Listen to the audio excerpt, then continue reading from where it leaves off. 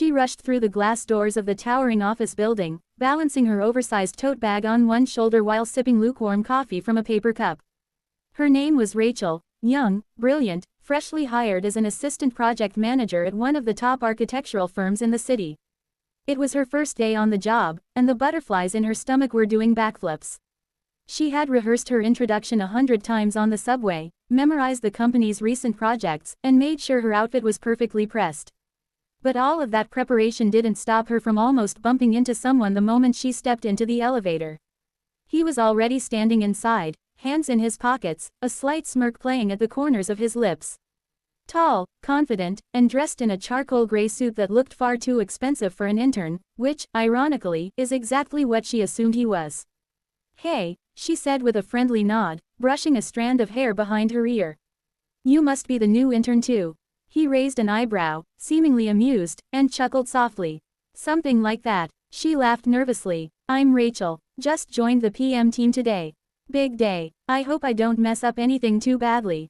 He smiled, extending his hand. "Nice to meet you, Rachel. I'm Daniel." She shook his hand, completely unaware that she was talking to Daniel Carrington, the co-founder and current CEO of the entire firm.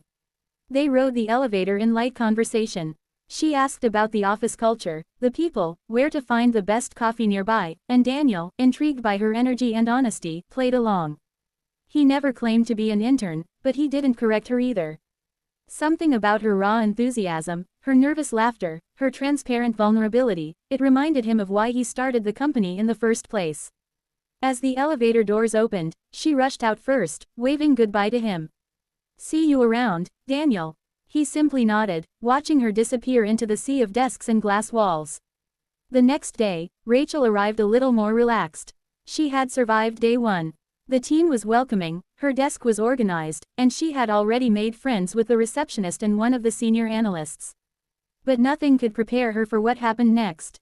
She had been summoned to a brief welcome meeting with the CEO, a standard introduction they said, for every new hire. She fixed her blouse, dabbed a little powder on her nose, and walked confidently toward the executive suite. She knocked lightly on the large oak door.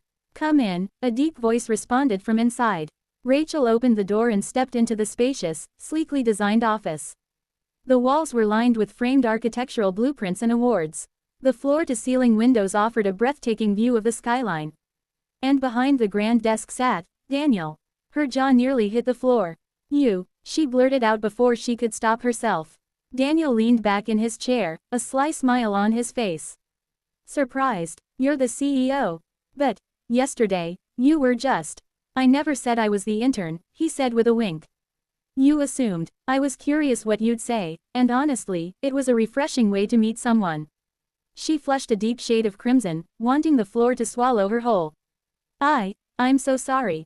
I had no idea." "Don't apologize," Daniel said, standing up. "In fact, thank you. It's not every day someone talks to me like I'm a normal guy. Usually, people are too rehearsed, too cautious. You were real. That's rare." Rachel blinked, unsure whether this was a dream or a professional nightmare. But Daniel walked over, handed her a welcome folder, and offered her a genuine smile. "Let's make something great together, Rachel. I think you're going to do just fine here." The moment stuck with her, haunting at first, then comforting. Over the weeks that followed, Rachel poured herself into her work. She asked smart questions, stayed late when needed, and proved herself as a key player. Daniel, although always keeping a professional distance, would occasionally share knowing glances or subtle encouragements during meetings. He saw something in her, and it wasn't long before the rest of the team did too. There was a warmth in the way she handled projects, a sense of humanity and detail that transformed sterile structures into living spaces. And in return, the company gave her space to grow, to lead, to shine.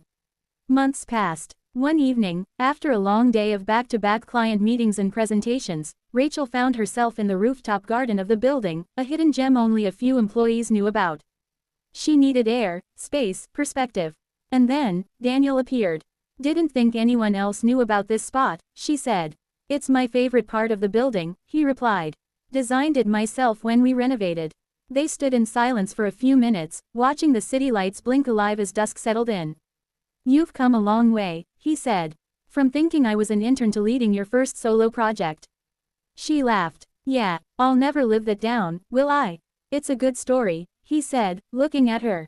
And sometimes, the best relationships, professional or otherwise, start with a little misunderstanding. Rachel turned to face him, heart fluttering for reasons that had little to do with nerves this time. What do you mean? She asked softly. He smiled. Nothing. Just proud of you. And glad we met that way. In that quiet moment, surrounded by concrete and stars, something unspoken passed between them.